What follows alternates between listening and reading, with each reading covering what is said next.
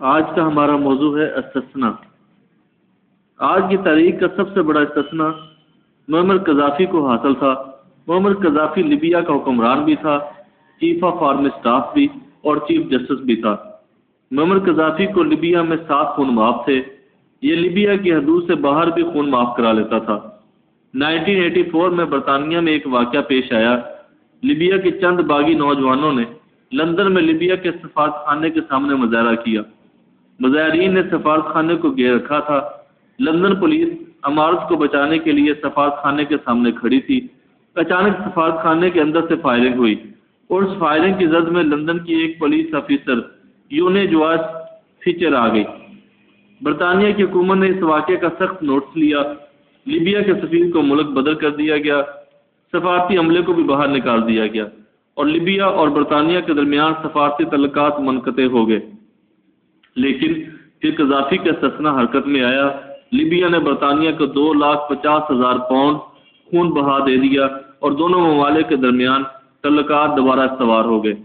مگر لیبیا میں کسی شخص کو اتنی جرأت نہیں ہوئی کہ وہ کرنل قذافی سے یہ پوچھ سکے کہ آپ نے برطانوی پولیس پر گولی کیوں چلوائی تھی، اور لیبیا کے کسی ادارے، کسی شخص اور کسی صحافی کو یہ جرأت بھی نہیں ہوئی کہ وہ حکومت سے پوچھ سکے کہ آپ نے کس اختیار کے تحت سرکاری خزانے سے 2,50,000 پاؤنڈ لندن پولیس کو ادا کیے۔ آپ استثنا کی قوت کی ایک اور مثال بھی ملاحظہ کیجیے۔ 21 دسمبر 1988 کو پین ایم اے کے ایک مسافر طیارے کو جنوبی اسکاٹ لینڈ میں بم سے اڑا دیا گیا۔ اس حملے میں 243 مسافر مارے گئے۔ اس حملے کا الزام لیبیا پر لگ گیا۔ یورپ نے کرنل قذافی سے مجرم حوالے کرنے کی درخواست کی، لیکن قذافی نے انکار کر دیا۔ اس انکار کے جواب میں اقوام متحدہ نے لیبیا پر پابندیاں عائد کر دیں۔ لیبیا پوری دنیا سے کٹ گیا۔ کوئی جہاز لیبیا آیا اور نہ ہی لیبیا کے کسی جہاز کو دنیا کے کسی ایئرپورٹ پر اترنے کی اجازت دی گئی۔ لیبیا کے ساتھ تجارت بھی بند ہو گئی۔ تمام غیر ملکی کمپنیاں اپنا کام ادھورا چھوڑ کر طرابلس سے نکل گئیں اور لیبیا کی کمپنیوں کو دنیا نے واپس بھجوا دیا۔ لیبیا کو خوراک کی سپلائی بھی بند کر دی گئی۔ یہ لیبیا کی تاریخ کا برا ترین دور تھا۔ لیبیا 14 سال تک دنیا سے کٹا رہا۔ لیبیا کے عوام فیری پر بیٹھ کر پہلے مالٹا جاتے تھے اور وہاں سے فلائٹ لے کر دوسرے ممالک جاتے تھے۔ دوسرے ممالک سے آنے والوں کو بھی یہی روٹ استعمال کرنا پڑتا تھا۔ یہ پابندیاں اس وقت تک جاری رہیں جب تک کرنل قذافی نے پین ایم اے کے تمام جہانی مسافروں کے لواحقین کو فی خاندان $10 ملین ادا نہیں کیے۔ یہ خطیر رقم تھی، لیکن لیبیا میں کسی کو جرأت نہیں ہوئی کہ وہ حکومت سے یہ پوچھ سکے کہ پین ایم اے کے طیارے کو کس کے حکم پر تباہ کیا گیا، اور پھر صرف ایک شخص کے حکم پر سرکاری خزانے سے لواحقین کو $4-5 بلین کیوں ادا کیے گئے، اور ایک شخص کی انا کی تسکین کے لیے لیبیا کو آئسولیشن میں کیوں دھکیل دیا گیا۔ لیبیا کا کوئی باشندہ یہ نہیں پوچھ سکتا تھا، کیونکہ کرنل قذافی کو لیبیا میں ہر قسم کا استثنا حاصل تھا۔ آپ استثنا کی ایک اور مثال بھی ملاحظہ کیجیے۔ الجزیرہ نے لیبیا میں انسانی حقوق کی خلاف ورزی کے خلاف ایک رپورٹ تیار کی۔ کرنل قذافی نے کوشش کی کہ یہ رپورٹ نہ چلائی جائے۔ کرنل صاحب نے الجزیرہ کے انتظامیہ کو لالچ بھی دیا، دبایا بھی اور سنگین نتائج کی دھمکی بھی دی، لیکن چینل نہ مانا۔ یہ رپورٹ چلی، لیکن جس وقت یہ رپورٹ آن ایئر ہوئی، کرنل قذافی کے حکم پر پورے لیبیا میں بجلی بند کر دی گئی اور پورے ملک میں کسی شخص کو یہ پوچھنے کی جرأت نہیں ہوئی کہ آپ نے بجلی کی بندش کا حکم کس قانون کے تحت دیا۔ یہ جرأت کیوں نہیں ہوئی؟ یہ بات بہت سادہ اور سیدھی تھی۔ کرنل قذافی کو ہر قسم کا استثنا حاصل تھا اور وہ اس استثنا کا بھرپور فائدہ اٹھاتا رہا، لیکن پھر آخر میں کیا ہوا؟ عوام نے اس کرنل قذافی کو 20 اکتوبر 2011 کو اس کے آبائی شہر سرس سے نکالا، اسے گلیوں میں گھسیٹا، اسے سڑک پر لٹا کر گولی ماری اور اس کے بعد 3 گھنٹے تک اس کی لاش گھسیٹتے رہے، اور عوام کو صدر کا کوئی استثنا اس سلوک سے باز نہ رکھ سکا۔ کرنل قذافی کی طرح صدام حسین کو بھی بے شمار استثنا حاصل تھے۔ یہ جب چاہتا تھا ایران سے جنگ چھیڑ لیتا۔ اس جنگ میں 30-40 لاکھ لوگ مر جاتے تھے اور پھر یہ اچانک اس جنگ کے خاتمے کا اعلان کر دیتا تھا۔ کسی کو یہ جرأت نہیں ہوتی تھی کہ اس سے پوچھ سکے کہ جناب آپ کس قانون کے تحت یہ جنگ شروع کی اور آپ نے کس مشورے سے جنگ کے خاتمے کا اعلان کیا۔ یہ کیمیائی ہتھیاروں کی تیاری شروع کر دیتا تھا، امریکہ کے کہنے پر کویت پر حملہ کر دیتا تھا، پھر اچانک کویت سے پسپائی کا فیصلہ کر لیتا تھا، یہ امریکہ کے ساتھ بھی جنگ چھیڑ لیتا تھا، یا پھر یہ پوری دنیا کو بھی جو جوتا دکھا دیتا تھا، یہ ملک میں 12 محلات بھی بنا لیتا تھا اور پورے ملک میں جس کو چاہتا تھا اور جب چاہتا تھا گولی بھی مروا دیتا تھا اور کوئی اس سے پوچھنے کی جرت نہیں کرتا تھا۔ لیکن پھر آخر میں کیا ہوا؟ یہ صدام حسین ایک قبر نما مورچے سے برآمد ہوا، اس کی داڑھی بڑی ہوئی تھی، جسم سے بو آ رہی تھی، کپڑے میل سے اٹے ہوئے تھے۔ اس صدام حسین کو اس کے اپنے ملک میں پھانسی پر چڑھا دیا گیا تھا۔ دنیا کا کوئی استثنا اس انجام کو نہیں بچا سکا۔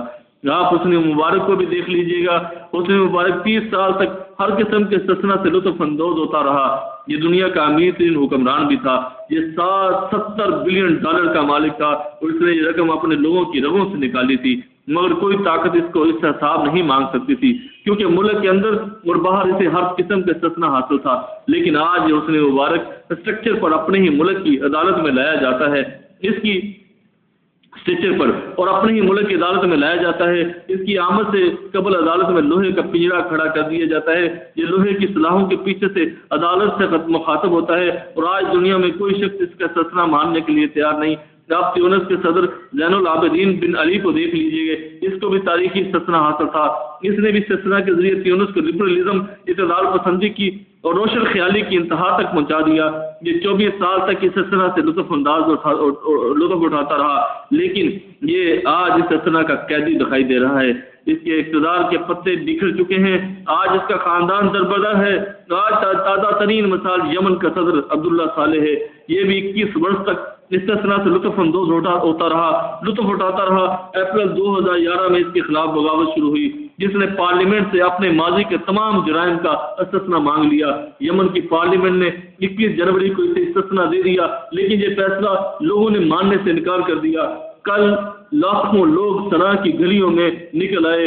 عبداللہ صالح استثنا کے باوجود مستعفی ہو چکا اور یہ اب امریکہ جا چکا، جہاں اس کی زندہ واپسی ممکن نہیں۔ آپ استثنا کی تازہ ترین مثالیں دیکھیں، اس کے بعد فیصلہ کریں کہ استثنا اللہ تعالیٰ قدرت اور عوام کو احتساب سے باز رکھ سکتا ہے۔ حکمران اگر عدالتوں میں پیش ہوتے رہیں، یہ اگر اپنی کرتوتوں اور چادر کا حساب دیتے رہیں اور یہ لیونسکی جیسے مقدموں میں عدالتوں میں آتے رہیں، تو عوام اور قدرت دونوں ان سے راضی رہتے ہیں۔ یہ اپنے دلوں کو حکمرانوں کے لیے سخت نہیں ہونے دیتے، لیکن اگر آپ نظام کے دڑے کو استثنا کی اینٹ سے روکنے کی کوشش کریں تو پھر اللہ تعالیٰ اور عوام دونوں ناراض ہو جاتے ہیں۔ پھر عوام آپ اور آپ کے استثنا کو گلی گلی گھسیٹتے ہیں۔ استثنا صرف اللہ تعالیٰ کی ذات کو ہے حاصل ہے اور دنیا کی کوئی طاقت اس سے حساب نہیں مانگ سکتی۔ دنیا کا کوئی ادارہ، کوئی عدالت، کوئی جج اللہ تعالیٰ کو طلب نہیں کر سکتا یہ کف کو لکھ بنا دے، یہ لکھ کو کف بنا دے، کوئی اس سے جواب نہیں مانگ سکتا۔